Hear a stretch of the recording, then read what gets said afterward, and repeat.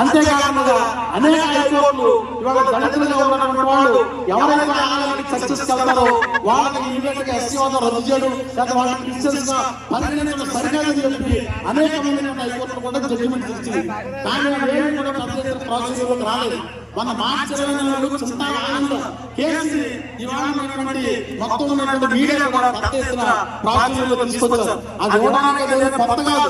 అది ఏదైతే ఇచ్చారో 1950 ప్రెసిడెన్షియల్ ఏదైతే 3వ వివక్ష పూర్తిగా ఉందో దాన్ని ప్రెసిడెన్షియల్ ఇచ్చారు. కానీ చింతారాన్ని సుప్రీంకోర్టు ఇచ్చిన తర్వాతనే ఈ రకమైనటువంటి వివక్ష వచ్చేస్తుంది అనేటువంటిది ఏదైతే ఉందో దాన్ని మనం తప్పుగా మనం అర్థం చేసుకుంటున్నాం. అది సరైనది కాదు. దీనికి మూలం 1950 ప్రెసిడెన్షియల్ ఆర్డర్ వివక్ష పూర్తి దాన్ని రద్దు చేయాల్సినటువంటి ఆవశ్యకమైన దేశవ్యాప్తంగా పెద్ద ఎత్తున ఉద్యమాలు జరుగుతూ ఉన్నాయి. ఏదైతే ప్రెసిడెన్షియల్ ఆర్డర్ అది రద్దు అయితే ఆటోమేటిక్ గా అందరూ కూడా దళితులుగా ఉన్నటువంటి ఏ మతంలో ఉన్న ఎస్సీ కొనసాగేటువంటి పరిస్థితి ఉంటుంది. ఈ దేశంలో క్రిస్టియన్స్ గా ఉన్నటువంటి వాళ్ళు కేవలం దళితులు మాత్రమే ఉన్నారా? వాళ్ళు మతం మారితే కులం మారిపోయి దళితులు మాత్రమే మారుతారు. వాళ్ళు ఓసీలు ఉన్నారు, పెద్ద ఎత్తున కన్వర్టెడ్ క్రిస్టియన్స్ గా, బీసీలు ఉన్నారు, ట్రైబల్స్ ఉన్నారు, ఎస్సీస్. వాళ్ళు ఎవరు కూడా మతం మారి క్రైస్తవులుగా ఉన్నా వాళ్ళ కులం కూడా మారలేదు.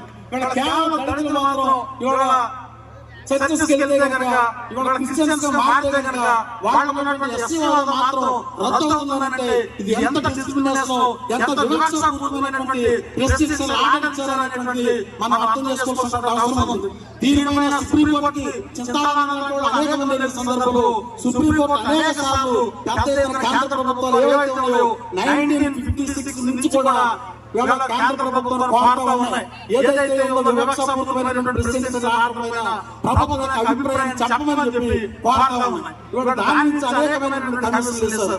అందులో రంగనాథ మిశ్రా కమిషన్ చాలా ప్రధానమైనటువంటి కమిషన్. రంగనాథ మిశ్రా కమిషన్ 2 సంవత్సరాల పాటు 2009లో 2 సంవత్సరాల పాటు దేశవ్యాప్తంగా 3 రాష్ట్రాలు 3 కేంద్ర ప్రాంతాల్లో పర్యటన చేసి కాదు ఇవాళ ఎస్సీ హోదా పునరుద్ధరించాలి. 1950 జనవరి 26 రాజ్యాంగం అమల్లోకి వచ్చినప్పుడు అంబేద్కర్ ప్రవేశపెట్టినప్పుడు ఎలాంటి మతపరమైనటువంటి వివక్ష లేదు. ఇవాళ 1950 జనవరి 26 నుంచి ఆగస్టు 10వ తారీఖు వరకు రిజర్వేషన్లు ఎస్సీ హోదా దళిత క్రైస్తవులు అనుభవించారు. దానికి వ్యతిరేకంగా ఇవాళ ప్రెసిడెన్షియల్ ఆర్డర్ వచ్చింది. అందుకని ఎస్సీ హోదా కొనసాగించాలి, ఎస్సీ హోదా కల్పించాలి, ఇవ్వాలనేటువంటి అనుకోవడం కాదు. ఇవాళ రాజ్యాంగబద్ధంగా ఇచ్చినటువంటి ఏదైతే మనకు వచ్చిందో 1950 జనవరి 26 అంబేద్కర్ ఇచ్చిన రాజ్యాంగం దాని ప్రకారం 1950 ఆగస్టు 10లో ప్రెసిడెన్షియల్ ఆర్డర్ ద్వారా మనకి ఎస్సీ హోదా రద్దయింది. అందుకని దళిత క్రైస్తవులకి ఎస్సీ హోదా పునరుద్ధరించాలనే దాంతో పెద్ద ఎత్తున ఉద్యమంగా ఆ ఉద్యమంలో మనమందరం ముందుకు పోతాం. ఇవాళ ప్రభుత్వాలన్నీ కూడా మనకు తీర్మానాలు చేస్తాయి. ఏ ప్రభుత్వాలు తీర్మానాలు చేస్తాయో ఇవాళ ముఖ్యమంత్రి చంద్రబాబు నాయుడు గారిని, జగన్మోహన్ రెడ్డి గారిని, కాంగ్రెస్ సభాధ్యక్షులు కమల్ రాజు గారికి, అలాగే ప్రధాన కార్యదర్శి ఉన్నమట్ల కరుణాకర్ గారికి, ముఖ్య అతిథులు సునీల్ కుమార్ గారికి, అలాగే పెరిక వరప్రసాద్ గారికి, జాన్సన్ గారికి, దాసం చెన్నకేశ్వర గారికి, వేదిక అలంకరించిన దళిత నాయకులకు, ఇక్కడ విచ్చేసినటువంటి ప్రజలకు, దళిత యువతకు మీ అందరూ కూడా జైవ్యం తెలియజేస్తున్నాను. మరి ఇక్కడ ఇంత ఘనంగా చక్కగా బహిరంగ సభ జరుగుతుందంటే మరి నెల రోజుల నుంచి ఎంతో కష్టంతో మరి ఈ యొక్క సభను పెట్టడం అనేది జరిగింది. మరి ఒక చోట పర్మిషన్ అంటే అక్కడే ఇవ్వనివ్వరు, ఇంకో చోట పర్మిషన్ అంటే అక్కడ ఇచ్చేవారు కాదు. ఒకప్పుడు మీది రాజ్యం, నువ్వు మా హాస్పిటల్లో ఉంటున్నావు, మా క్రైస్తవుల హాస్పిటల్లో ఉంటున్నావు,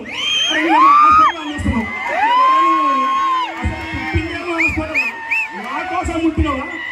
హాస్పిటల్ కొట్టేయడానికి ఉంటున్నావా? మీ నాన్న, మీ అమ్మ, మీ తాత అందరూ హాస్పిటల్ అదే హాస్పిటల్లో ఉంటారు. అదే హాస్పిటల్ లేకపోతామని చూస్తున్నావు.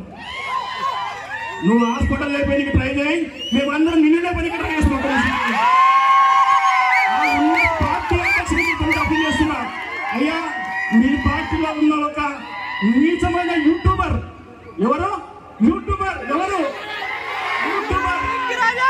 నాయకుడు కాదు, ఒక యూట్యూబర్ మీ పార్టీలో ఉండి మీ పార్టీని వచ్చే ఎలక్షన్ లో క్లోజ్ చేయడానికి ఒక పార్టీ జెండా ఎజెండా అశోక రోడ్ లో వాళ్ళ వియ్యంకుంతలు కూర్చొని తయారు చేస్తున్నాడు.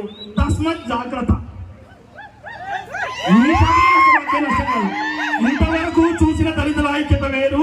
భారతదేశ వ్యాప్తంగా 29 రాష్ట్రాలలో ఇలాంటి సభలు పెట్టనీకే మీ అందరము ఈ భీమవరం తెలుగు గడ్డ నుంచే స్టార్ట్ చేస్తాము. ప్రతి స్టేట్ లో మంది వస్తాము. ప్రతి స్టేట్ లో మంది వస్తుంది. ఏం చేస్తారు? ఏమీ చేయలేరు, ఏమీ చేయలేరు. అన్నా సలాం మీరున్న 0.0.3 మేమున్నది 30% మొత్తం. నువ్వు ఆప్తాలు. కాబట్టి మిత్రులారా, కానీ వాడికి ఒక విధంగా చెప్పాలంటే కృతజ్ఞత చెప్పాలి. ఎందుకంటే మన అందరినీ ఇంత విధంగా ఐక్యత చేసింది కదా, మనం అంత ఐక్యత అయిపోయినాం కదా. గెలికి మనం లేపిండి. ఇప్పుడు అన్న చెప్పిండు మనం నిద్రించే సింహాలం అని, మనం తట్టి లేపిండి. ఇప్పుడు సింహం పంజా విసిరితే ఇలా ఉంటుందో ఇలా ఉంటుంది. పంజానే ఇది భీమవరంలో జరిగే మీటింగ్. ఇది ఒక సింహం పంజా. మరి దేశం మొత్తం కలిస్తే సింహమే నీ మీద పడతారు. ఆయన జాగ్రత్త ఉండు. నీ నోటి దూలో నీ అరే నీ స్థాయి ఎందుకు బయట యూట్యూబ్ లో కూర్చొని కారులో కూర్చొని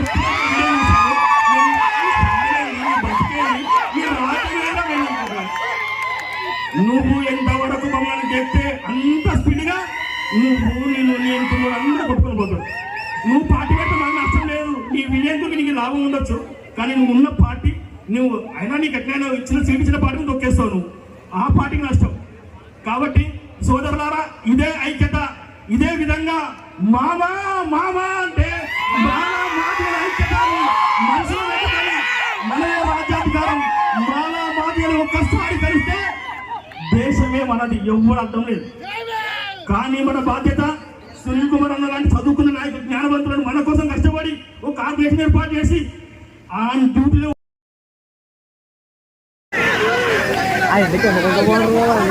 మనము ఎవరిని పేరు ఇంటలేము, ఎవరి పేరు చెప్తలేము. వాడు నన్నే అంటున్నాడు.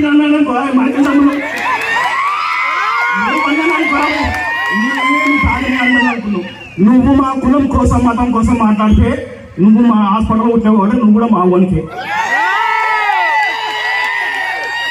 నీకు చెట్టు వేసింది నేను, నీకు కథ నేర్పించింది నేను, అని అమ్మ అలా రాజ్యం చేసింది అంతే. నేనే చేసాం బానిసత్వం. కాబట్టి నువ్వు మా బిడ్డవే. మనని ఎవరు తిడతాడు? మన బిడ్డనే. ఇప్పుడు ఎప్పటి నుంచి నువ్వు మా బిడ్డవైతే మమ్మల్ని తింటావు. నువ్వు వేరే బిడ్డవైతే నీ వాళ్ళు తిట్టుకుంటావు. నీకు సంబంధం. నువ్వు పాగనివా మా పాగోనివా? వచ్చి మధ్యలో వచ్చి కాన్ఫరెన్సీ అంటావు, చర్చలు తీసేస్తా అంటావు, ఇల్లు చేస్తా అంటావు. ఎవరా నువ్వు?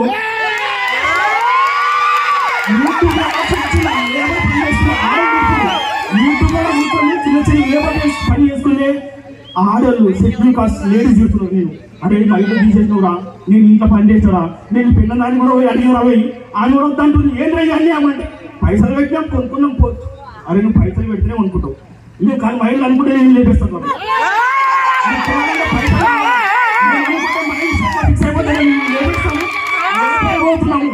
ఇక మీదట ఈ భీమవరం నుంచే దేశంలో అన్న మంది వస్తున్నాయి. దేశంలో ప్రతి రాష్ట్రంలో నేను ఐక్యత కోసం పెట్టా. అన్ని రాష్ట్రాల్లో మా సత్తా ఏంటో చూపించిన మాట్లాడి నీకు ఆల్రెడీ నీకు గజగజ ఉన్నప్పుడు ఏంటో అనుకున్నావు. బుందా అనుకుని మా అన్నని రాకుండా వేద్దాం అనుకున్నావు. ఆ అన్న నీ తనేటి వచ్చి కావచ్చు. ఏమి చేయలేవండి. మీరు ఏమీ చేయలేరు. మీరు ఒక ఛానల్ పెట్టుకోండి, యూట్యూబ్లో కూర్చోండి. వాడు నన్ను తిట్టిండు, వీడు నన్ను తిట్టిండు, వీడంతా ఏం కాబట్టి సాయండి. నువ్వేంటి ఉంటాడు. మీరు హిందుత్వంలో మేము రావద్దంటే మనం నమ్ముకున్నాం. మళ్ళీ మనం హిందూ దళిత అరే హిందూ కాదు, మేము దళితులము.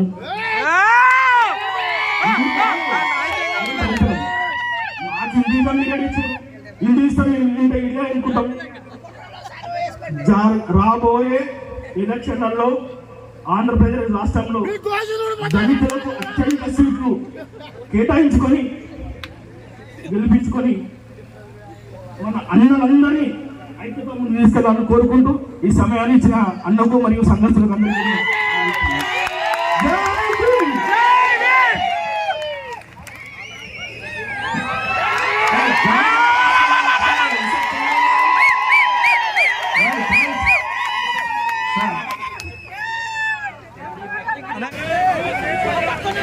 అందరికీ జై భీమ్, జై భీమ్. ఎవడైతే ఈ మీటింగ్ పెట్టడానికి కారణమైందో వానికి వాడాల జై భీమ్. సభను అలంకరించిన పెద్దలకు మరియు సభాధ్యక్షులకు, ఇక్కడ ఉన్న నా అన్నదమ్ములకు, మా మామలకు, మామ అంటే మాలా, మా అంటే మాదిగా అందరికీ జై భీములు. ఇక్కడ చాలా మంది పెద్దలు ఉన్నారు, వక్తలు ఉన్నారు, చాలా మంది దళిత క్రైస్తవ ఇష్యూ చెప్పారు, చెప్తూనే ఉన్నారు, మనం వింటూనే ఉన్నాము. దళిత క్రైస్తవుల ఇష్యూ కోసమై ఢిల్లీలో వచ్చిన 4 టీంలు కూడా దళిత క్రైస్తవులు ఎస్సీలో చేర్చాలని బాలకృష్ణ కమిషన్ గారికి లెటర్లు ఇవ్వడము, రిక్వెస్ట్ చేయడం జరుగుతుంది. ఆ లెటర్లు నేను వెళ్ళి జిరాక్స్ తీసుకొని రావడం జరుగుతుంది అక్కడ నుంచి. అందులో ఏముంటుంది, ఒక పార్టీ తన స్టాండ్ చెప్పింది, ఇంకో ఆర్గనైజేషన్ తన స్టాండ్ చెప్పింది. స్టాండ్ చెప్తున్నారు కానీ ఖచ్చితంగా బాలకృష్ణ కమిషన్ ని మీరు మా ఆంధ్ర రాష్ట్రాల్లో పర్యటించండి, మా ప్రజల హక్కులను తెలుసుకోండి, మా ప్రజల భావాలను తెలుసుకోండి అని చెప్పి పిలుచుకొచ్చే బాధ్యత మనకి ఎవరికి లేదు. బాలకృష్ణ కమిషన్ చైర్మన్ గారు పమ్మైన పెద్ద ఆయన ఏజ్ అయిపోయింది, ఆఫీస్లో కూర్చుంటుండు, ఢిల్లీలో కూర్చుంటుండు, ఆయనకి ఎవరు మేలు పెడితే అది తెలుసుకొని నిజమే అనుకుంటున్నాడు. దళిత క్రైస్తవుల ఇష్యూ ఇప్పటిది కాదు, 50 సంవత్సరాలది. అందరం అనుకుంటున్నాము. మొన్న ఒక వ్యక్తి కోసం, ఆనందన పాస్టర్ గారి కోసం ఇచ్చిన జడ్జిమెంట్ మన అందరి కోసం అనుకుంటున్నాము. కాదు, మనందరి కోసం, ఆయన ఒక్కరి కోసమే అది. ఈ ఉద్యమం 50 సంవత్సరాల నుంచి అతి భయంకరంగా పెద్ద పెద్ద వక్తలు ప్రాణాలను పెట్టారు. ఇక్కడ ఉన్న పెరికేవర్ ప్రసాద్ అన్న చాలా విషయాల్లో ఉద్యమాలు చేసి జైల్లోకి వెళ్ళిపోయాడు, ఆయనతో పాటు మేము కూడా ఉన్నాం అప్పుడు. అయితే చేసుకుంటూ వస్తున్న ఉద్యమాల్లో అందరం భాగ్యశాలులు ఉన్నాం. ఇదిగో ఇలాగ దళిత క్రైస్తవుల కోసం సభను ఏర్పాటు చేసి మన ఐక్యత ఢిల్లీ వరకు వినిపించేలాగా చేసిన ఈ సభాధ్యక్షులు, ఈ మీటింగ్ అరేంజ్ చేసిన వాళ్ళకి నేను ఒక విజ్ఞప్తి చేస్తున్నాను. ఇదే మీటింగ్ ఇలాగే శ్రీ సునీల్ కుమార్ అన్న ఇప్పుడు మన మధ్యలో ఉన్నారు, మన కోసం వచ్చి పనిచేసేందుకు రెడీ ఉన్నారు.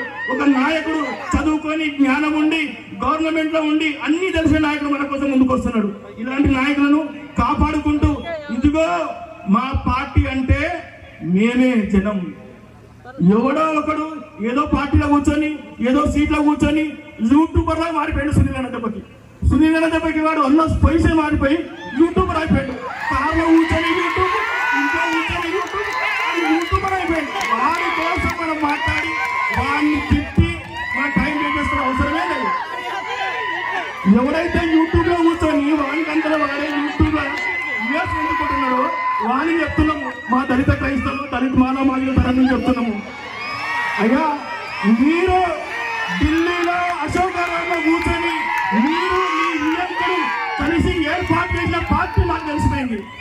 ఢిల్లీ అశోకవనంలో నీ ఇంట్లో కూర్చొని నువ్వు నీ వియంకుడు కాంగ్రెస్ పార్టీ నీ వియంకుడు కూర్చొని మమ్మల్ని అందదొక్కడానికి ఆ ప్రాంతం వచ్చిన ఎమ్మెల్యే మేము రాజ్యాధికారం ఇచ్చిన మేము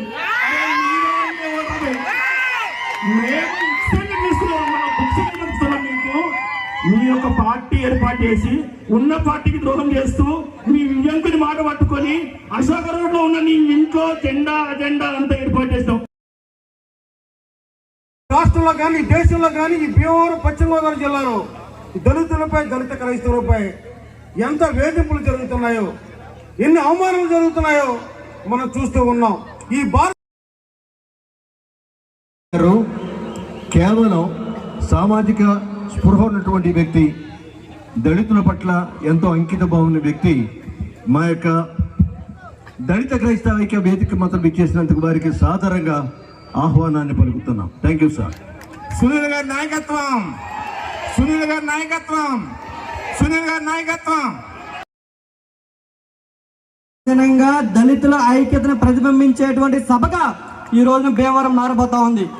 ఇది ఒక్క భీమవరం నాంగి మాత్రమే కాదు, ఆంధ్రప్రదేశ్లో 1990లో ఏదైతే మాల మాదిగల మధ్య, దళితుల మధ్య విభజన వచ్చిందో దానికి ముగింపు సభగా ఈ రోజు జరుగుతూ ఉంది. మిత్రులారా, ఈ రోజున దళితులను వేరుగానో, దళిత క్రైస్తవులను వేరుగానో, మాలలను వేరుగానో, మాదిగలను వేరుగానో, రెల్లిని వేరుగానో మొత్తం దళితుల్లో ఉన్నటువంటి 59 ఉపకులాలని విభజన చేసినటువంటి ఈ రాష్ట్రంలో ఇదొక ఆరంభ సభ, ఒక ఐక్యతకి చిహ్నంగా మారబోతా ఉంది. దానికి భీమవరం సభే నాందిగా మారుతుందని చెప్పి సందర్భంగా తెలియజేస్తున్నాం. మిత్రులారా,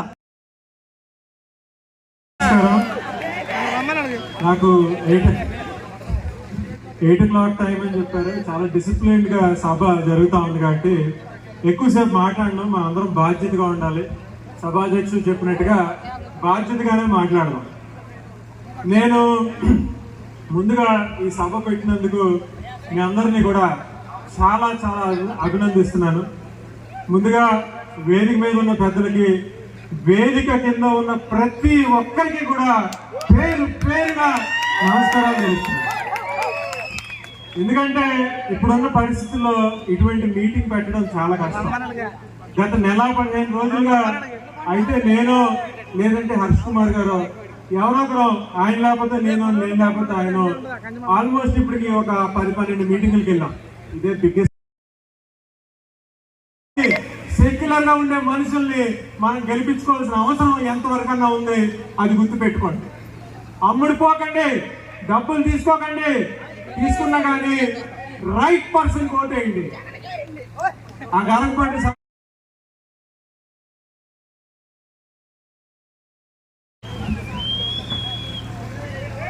మీకు ఇక్కడ వచ్చిన చాలా మంది క్రైస్తవ సోదరులందరికీ తెలుసు నోవహు కథ.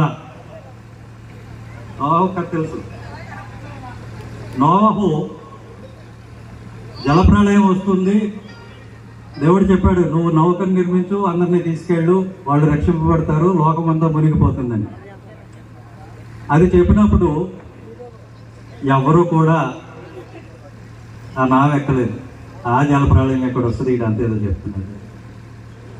కానీ తర్వాత ఏం జరిగింది? జలప్రళయం వచ్చింది, ఎక్కిన వాళ్ళు రక్షింపబడ్డారు, మిగతా వాళ్ళు నశించిపోయారు. నాకు మొట్టమొదటిసారి అంబేద్కర్ ఇండియా మిషన్ ఎయిమ్ తరఫున మేము మొట్టమొదటిసారి గళం విప్పాం. ఊరికే గళం విప్పి ఊరుకోలా. శ్రీకాకుళంలో 2018లో 50,000 మందితో మీటింగ్ పెట్టి దళిత క్రైస్తవులు దళితులుగా గుర్తించండి అని మొట్టమొదటిసారి డిమాండ్ చేశాం. ఆ 50,000 మంది స్వరం చేరి అప్పటి ముఖ్యమంత్రి గౌరవనీయులు చంద్రబాబు నాయుడు గారు అసెంబ్లీలో ఒక తీర్మానం పాస్ చేశారు. కులం అనేది పోవటం లేదు, మతం మారినా కూడా వివక్ష అనేది ఉంటుంది కాబట్టి డబ్బు వాళ్ళ తల పొగరు ఎంత వరకు ఎక్కేసిందంటే, ఏముందిరా 1000 కొడితే నాకేస్తారు, 2000 కొడితే నాకేస్తారు, తర్వాత నేను కాలుతో తిన్నా, చేతితో తిన్నా, లంపకాయ కొట్టినా, బూటికాలతో తిన్నా, ఎక్కడ తిన్నా నాకేస్తారన్న ఒక అహంకారంతో ఆ యూట్యూబర్ ఆ ఇంటర్వ్యూలో అలా మాట్లాడాడు. మీరందరూ గమనించాలి, గుర్తు పెట్టుకోవాలి. నెక్స్ట్ ఎలక్షన్ జరిగేది సెక్యులర్ తో ఉన్న మనందరికీ. సెక్యులర్ అంటే దళిత్ క్రిస్టియన్, దళిత్ హిందూ కాదు. ఎందుకంటే భారతదేశం ఎంత గొప్ప దేశం అంటే అయోధ్యలో రామాలయం కడితే ఆ రామాలయం కట్టిన కాన్స్టిట్యున్సీలో బీజేపీ ఓడిపోయింది. హిందూస్, భారతదేశంలో హిందూస్ అంత గొప్పవారు. ఏ రోజు కూడా మతం పిచ్చిలో ఏ హిందూ కూడా ఉన్నాడు. ఎవరైతే భారతదేశ హిందువులు చాలా సెక్యులర్ భావం కలిగిన వారు. నెక్స్ట్ వచ్చే ఎలక్షన్స్ హర్ష కుమార్ గారు ఆ రోజు రాత్రంతా చర్చ్ లో పడుకుని ఆయన అన్యాయంగా చేస్తే, ఆయన ఆ రోజు రాత్రంతా వాళ్ళతోటే ఉంటే పొద్దునికి జిల్లా యంత్రాంగం రాష్ట్ర వ్యాప్తంగా అందరూ దిగొచ్చి వాళ్ళ కోసం నించున్నారు. జిల్లా వ్యాప్తంగా చాలా మంది వాళ్ళకి భోజనం అది ఇది తీసుకొద్దామని ట్రై చేశారు. అంత అన్యాయం పేటలో ఉన్న వాళ్ళకి జరిగితే ఎలక్షన్ టైంకి మీరందరూ చాలా జాగ్రత్తగా వినాలి. నెక్స్ట్ ఎలక్షన్ టైంకి చూస్తే నేను టెక్నికల్గా చూస్తాను, ఆ వార్డులో చూసాను. రెండవది 2020 పంచాయతీ చేసి ఆ పంచాయతీకి 2 కోట్ల సంవత్సరానికి బడ్జెట్ ఇవ్వాలని చెప్పి ఒక డిమాండ్ చేసిన ఫలితంగా ఆ రోజు ముఖ్యమంత్రిగా ఉన్నటువంటి జగన్మోహన్ రెడ్డి గారు మళ్ళీ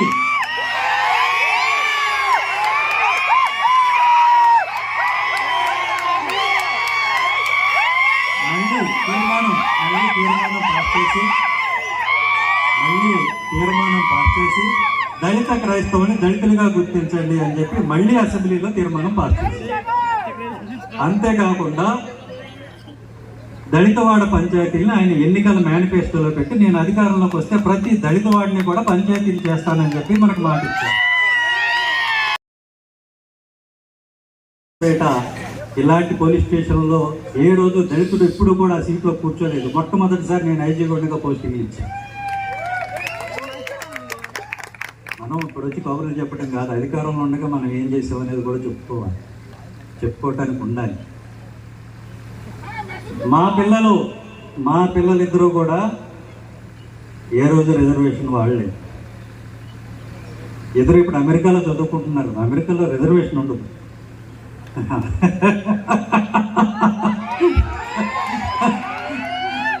కాబట్టి మనం ఇక్కడ ఉన్నది ఒకరిని దూషించడానికి కాదు.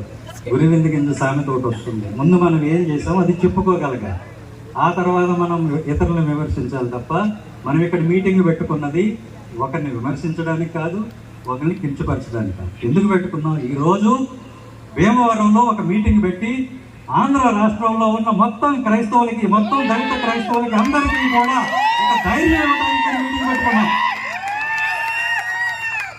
ఎక్కడి నుంచి అయితే దళితుల మీద దాడులు మొదలైనయో, ఎక్కడైతే దళితుల ఆత్మరక్షణ కోసం పరుగులు పెట్టాల్సి వచ్చిందో ఆ గడ్డ మీద మీటింగ్ పెట్టాం.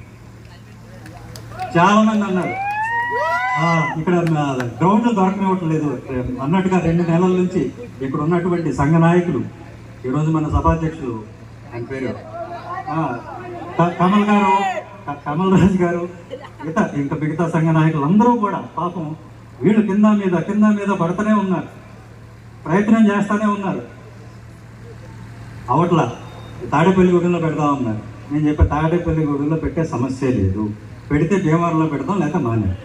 ఎందుకంటే యుద్ధం ఎక్కడ జరుగుతుందో అక్కడికి వెళ్ళి మనం నిలబడాలి.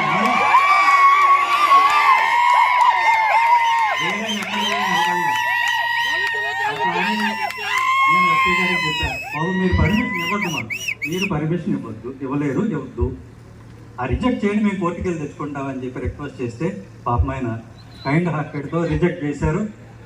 రిజెక్ట్ చేసినప్పుడు మన మధుని హైకోర్టుకి పంపించి పర్మిషన్ తెప్పించుకొని కింద మీద పడి మన సంఘ నాయకుల సహకారంతో ఈరోజు మనం అందరూ ఇక్కడ కలుసుకోగలిగాం. ఎందుకు ఇంత శ్రమ పడ్డామని అంటే రాష్ట్రం మొత్తం ఈరోజు క్రైస్తవ సమాజం ఒక భయంలో ఉంది. ఆ భయాన్ని నుంచి అందరికీ ఒక ధైర్యం ఇవ్వాల్సిన అవసరం మనకు. ఏం కాదు, మీరు భయపడకండి అని. దానికోసమే మొన్న చనిపోయినప్పుడు, మా నాన్నగారు చనిపోయినప్పుడు కూడా మేము సమాధి చేసిన తర్వాత మీటింగ్ పెట్టి లైవ్లో చెప్పాను, ఇదిగో సమాధి చేశాను, మరి నువ్వు వచ్చి ఇక్కడ ఫోటోలు తీసి క్యాస్ట్ సర్టిఫికెట్లు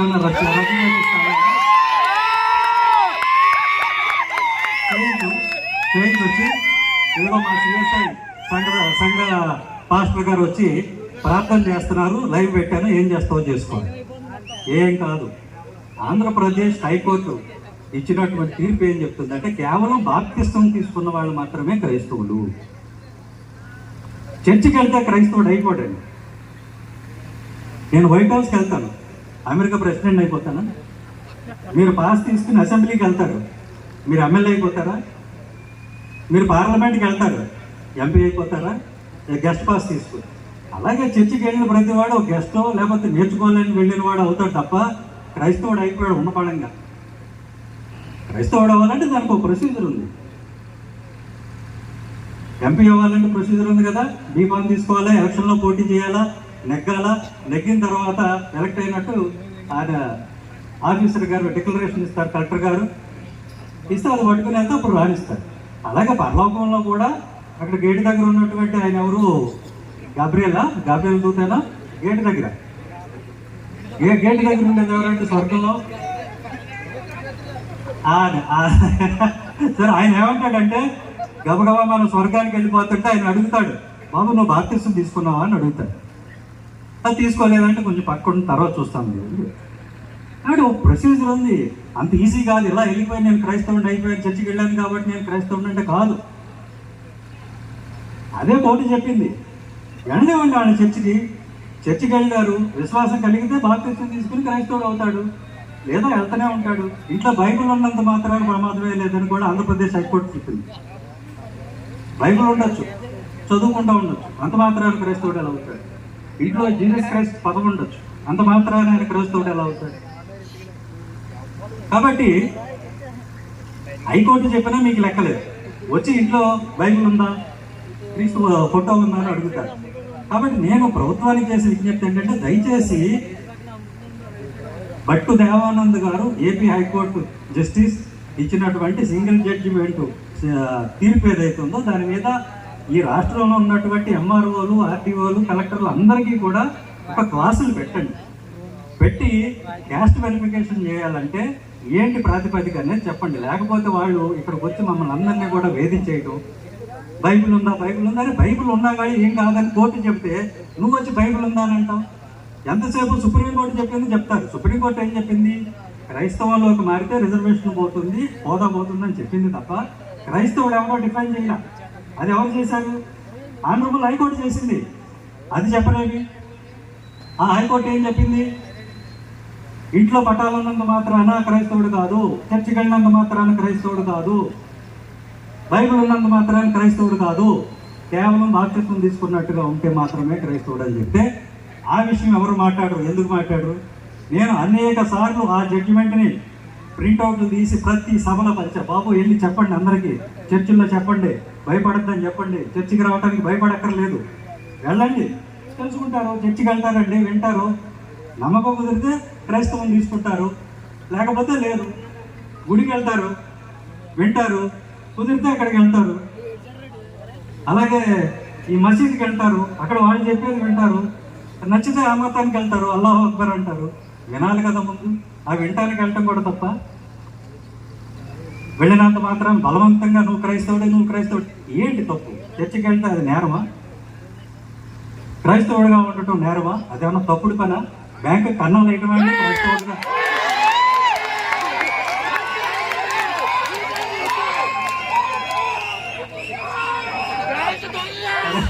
నేను ఎవరిని వాళ్ళలేదండి, క్రైస్తవుడిగా ఉండటం తప్పు కాదని చెప్తున్నా. అలాగే మన చీరాల పాస్టర్ గారు సోదరుడు చింతాడ ఆనంద్ మాదిగా, ఆయనకి మేము పూర్తి బేషరతుకు మద్దతు ప్రకటించాం. ఆయన న్యాయ పోరాటంలో ఆయనకి తోడుగా 20,000 మంది వార్డు మెంబర్లు ఉంటారు. అంటే 24,000 మందికి అధికారం ఎల్లప్పుడూ ఉంటుంది. ఈ మార్చుకోవచ్చు. ఈరోజు హిందూయిజంలో ఉండొచ్చు, రేపు క్రైస్తవంలోకి రావచ్చు, ఎల్లుండి మళ్ళీ బుద్ధిజంలోకి వెళ్ళొచ్చు, అవతల ఎల్లుండి ఇస్లాంలోకి వెళ్ళచ్చు. ఇది మారు. కానీ ఈ చర్మం మారుతుందా? కాబట్టి కులం అనేది పుట్టుకతో వచ్చింది. నీవు చనిపోయినా కానీ పోదు. ఎందుకంటే చనిపోయిన తర్వాత నిన్ను ఎక్కడ ఖననం చేయాలో కూడా నీ కులమే నిర్ణయిస్తుంది. ఎక్కడ పడితే అక్కడికి నేను రానివ్వదు. సవర్ణుల ఆ తర్వాత మళ్ళీ ఇంకొక భోజనం తర్వాత ప్రతిరోజు, ఒకరోజు కాదు. అలాగే ఏ మాట మాట్లాడాలన్నా దానికి ముందు ఒక బైబిల్ ఒకటి రెఫరెన్స్ చేస్తారు.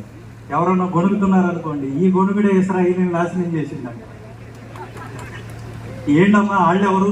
ఇక్కడ మనం కొనుక్కోవటానికి ఇశ్రాయేలుకి సంబంధం ఏంటి అని అంటే ఏదో చెప్తారు. ఈ డొనాల్డ్ ట్రంప్ వెళ్ళి అలాగే హార్ముజ్ జలసంధి మీద పడినట్టుగా. అలాగా క్రైస్తవం అనేది ఒక జీవన విధానం. అలాగే ఈ మాట ఎందుకు చెప్తున్నానంటే, మా తాతగారు ఇంగ్లీష్ పండిట్టు, చదువుకున్నాడు, హెడ్ మాస్టర్ అయినప్పటికీ కూడా, ఆయన క్రైస్తవుడు అయినప్పటికీ కూడా ఆయన ఎవరూ కూడా క్రైస్తవుడు అని అన్న. మాల మాస్టర్ అనేవాడు. మాల మాస్టర్ వెళ్తున్నారు దాన్ని. మరి ఏంటి ఆయన క్రైస్తవుడా? ఏం ఉపయోగం? నేను మాట్లాడాలనుకున్న పాయింట్ అది. ఆయన ఏదైతే అండి, మరి మా నాన్నగారి తండ్రి, ఆయన పేరు పాతాళ పెంటయ్య గారు, ఆయన హిందువు, అలానే ఉన్నారు. మరి ఆయన ఎలాంటి హోదాను ఇచ్చాడో, పెదమాలగా ఏ కులంలో ఉన్నాడో జీవితాంతం అదే కులంలో ఉన్నాడు. మరి క్రైస్తవుడుగా ఉన్నటువంటి ఇంకొక ఆయన కూడా అదే కుల వివక్ష అనుభవించాడు. కాబట్టి ఇక్కడ